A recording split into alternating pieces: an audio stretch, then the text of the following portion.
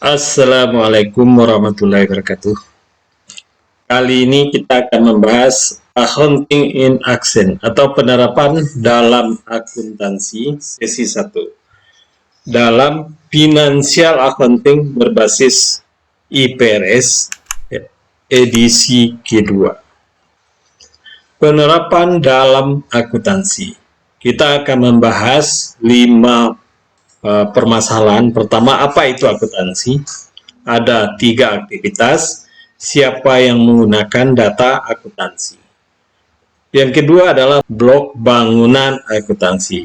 Di situ akan kita bahas tentang etika dalam pelaporan keuangan. Kedua, standar akuntansi dan asumsi dalam akuntansi. Ketiga adalah persamaan dasar akuntansi. Ada aset, kewajiban, ekuitas. Keempat adalah menggunakan persamaan akuntansi, analisis transaksi, ikhtisar transaksi. Yang kelima adalah laporan keuangan, laporan laba rugi, laporan laba ditahan, laporan posisi keuangan, laporan aliran kas. Inilah penerapan dalam akuntansi. Terdapat 5 bahasan. Apa itu akuntansi? Akuntansi terdiri dari 3 aktivitas dasar. Pertama, mengidentifikasi.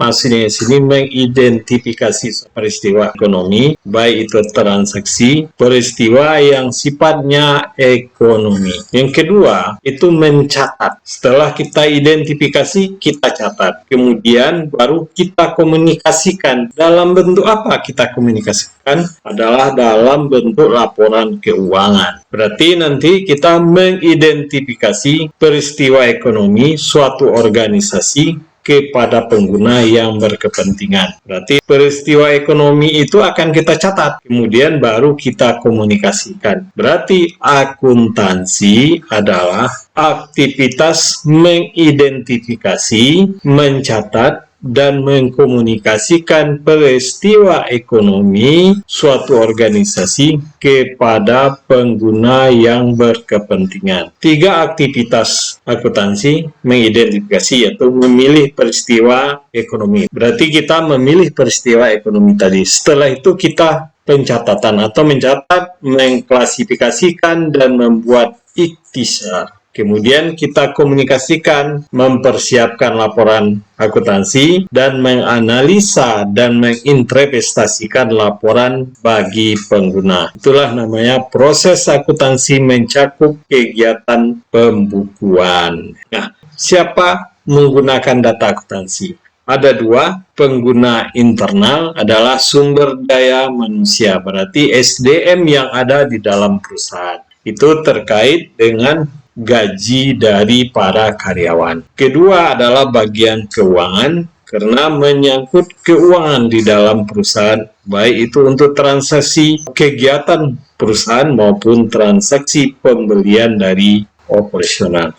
Kedua, manajemen. Manajemen adalah berguna untuk dalam pengambilan keputusan tentang permasalahan keuangan yang ada di dalam perusahaan. Yang keempat adalah pemasaran atau bagian pemasaran di dalam perusahaan. Mereka sangat berkepentingan sekali karena seberapa jauh mereka bisa memperoleh hasil atas kegiatan pemasaran yang mereka lakukan terhadap peningkatan pendapatan bagi perusahaan. Yang kedua adalah pengguna eksternal, itu otoritas pajak, yaitu berhubungan dengan besarnya pajak yang harus dibayar suatu entitas ekonomi kepada otoritas. Serikat pekerja, kenapa serikat pekerja ingin tahu? Karena berapa besar bonus yang harus diterima oleh kedua pelanggan. Pelanggan ingin tahu apakah rekan bisnisnya ini sehat perusahaannya. Kedua, regulator agensi yang berhubungan dengan mitra kerja. Kreditor berhubungan dengan pinjaman yang kita lakukan kepada pihak perbankan, dan investor. Investor ini adalah pemilik perusahaan atau pemegang saham yang berinvestasi ke dalam entitas. Yang dimaksud apakah itu akuntansi? Pertanyaan umum yang diajukan dan penggunanya. Bisakah kita memberikan kenaikan gaji kepada karyawan kita? Penggunanya adalah SDM. ya, sumber daya manusia. Apakah perusahaan memperoleh pendapatan yang memuaskan? Penggunaannya adalah investor, ya, berarti perusahaan memperoleh pendapatan yang memuaskan. Dia akan berinvestasi ke perusahaan itu sehingga investasinya mungkin akan kembali lagi dengan profit yang lebih besar atau rate yang bunga yang diberikan oleh perusahaan. Haruskah lini produksi dihilangkan? Ini biasanya manajemen. Apakah pemasaran atau unit produksi atau unit pemasaran di suatu daerah apakah menghasilkan, apakah perlu untuk ditiadakan atau mengalami kerugian? Kalau mengalami kerugian harus dihilangkan. Apakah uang tunai cukup untuk membayar dividen kepada pemegang saham? Ini menyangkut kepada keuangan. Apakah hasil usaha pendapatan yang diperoleh di perusahaan dapatkah untuk membayar dividen atau keuntungan bagi pemilik daripada perusahaan? Yang kelima adalah berapa harga pokok kita akan maksimalkan laba bersih. Bagi pemasaran dia ingin tahu berapa harga pokoknya dan berapa barang yang dia jual itu atau jasa yang diberikan kepada orang lain itu atau pelanggannya untung atau tidak. Apakah perusahaan mampu membayar utang? Ini menyangkut dengan kreditor. Karena laporan itu, apakah perusahaan mampu nggak membayar utang daripada yang diinvestasikan oleh para kreditor atau pemberi pinjam. Blok bangunan akuntansi. Pertama adalah etika dalam pelaporan keuangan. Standar perilaku yang ditiadakan seorang apakah benar atau salah, jujur atau tidak adil adalah etika. Berarti di dalam akuntansi, etika itu sangat ditunjuk. Karena sering etika itu dilalaikan dan dilupakan akan timbul suatu skandal keuangan. Contohnya, skandal yang terjadi di Amerika Enron, Parmalat di Italia, dan asuransi di Amerika, dan banyak lagi ya. Pelaporan keuangan yang efektif tergantung pada perilaku etis dari yang baik. Berarti laporan yang efektif dan bergantung kepada perilaku etis yang baik. Berarti laporan yang membuat laporan itu dengan benar, akurat, dan tidak ada penipuan itu berdasarkan kepada etika-etika yang dalam pelaporan keuangan. Makanya dalam pembuatan laporan keuangan itu perlu etika dalam pelaporan keuangan yang perlu dijaga bagi setiap pembuat laporan. Ya. Ini salah satu etik dalam finansial laporan. Yang kedua, bangunan blok dari akuntansi itu adalah standar akuntansi atau accounting standard. Untuk dunia internasional, standar akuntansi itu yang berlaku adalah diatur oleh International Accounting Standard Board atau IASB organisasi, atau dengan terkenal dengan International Financial Report Standard atau IFRS. Saat ini kita lebih condong kepada yang berbasis IFRS. Ada juga Financial Accounting Standard Board, yang tadi internasional, sekarang Financial Standard Board yang disebut General Accounting Principles, berpedoman kepada prinsip-prinsip akuntansi yang berlaku umum. Ini adalah Financial Standard Board atau PSAB. Kalau ISB itu adalah International Financial Report Standard, merupakan standar akuntansi keuangan internasional. Sedangkan di Indonesia, standar akuntansinya adalah PSAK, pedoman standar akuntansi keuangan yang diberlakukan oleh Ikatan Akuntansi Indonesia.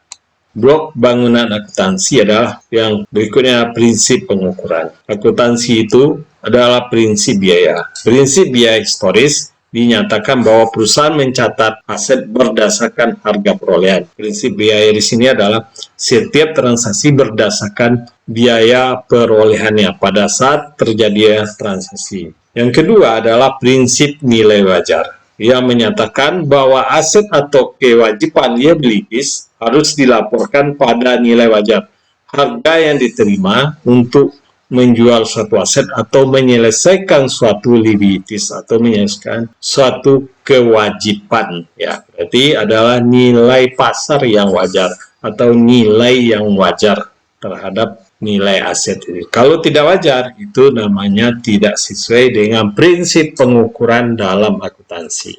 Asumsi dalam akuntansi itu adalah monetary unit atau unit moneter, yang menyatakan bahwa hanya data transaksi yang dapat dinyatakan dalam satuan uang yang dimasukkan dalam catatan akuntansi. Berarti di sini menjelaskan unit moneter itu adalah bahwa yang dicatat di dalam akuntansi itu yang dinyatakan di dalam satuan uang. Apabila sesuatu transaksi atau peristiwa tidak ada nilai satuan uangnya, itu bukan merupakan transaksi akuntansi. Yang kedua adalah economic entity atau entitas ekonomi. Mengharuskan aktivitas suatu entitas dipisahkan dan dibedakan antara aktivitas pemiliknya dan seluruh entitas ekonomi lainnya, yaitu harus ada perbedaan antara si pemilik dengan si unit ekonominya, ya. Misalnya perseroan bentuk kepemilikan usaha antara si pemilik dengan badan usahanya berbeda. Misalnya persekutuan dan perusahaan. Bentuk kepemilikan usaha di dalam akuntansi ada perseorangan, persekutuan, perusahaan. Perseorangan adalah umumnya dimiliki oleh satu orang. Kalau perseorangan itu unit usaha hanya dimiliki satu orang.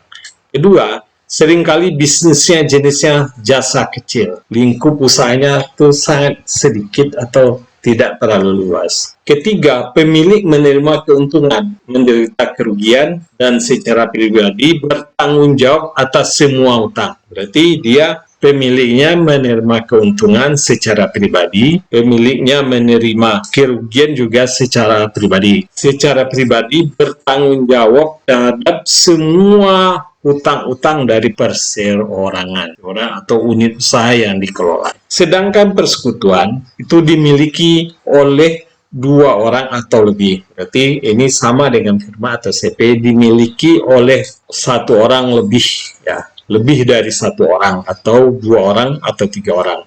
Seringkali bisnis retail atau jasa, biasanya bisa jasa, bisa retail, misalnya akuntan publik, konsultan hukum, ya. Ketiga, tanggung jawab pribadi umumnya tidak terbatas. Tanggung jawab pribadi itu tidak terbatas, ya, sampai ke pribadi, ya.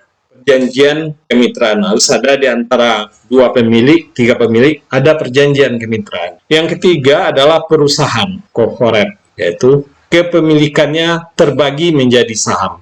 Berarti pemiliknya terbagi dari saham-saham. Saham biasa, saham preferen, ya. Dia berbentuk badan hukum terpisah, diselenggarakan berdasarkan hukum korporasi.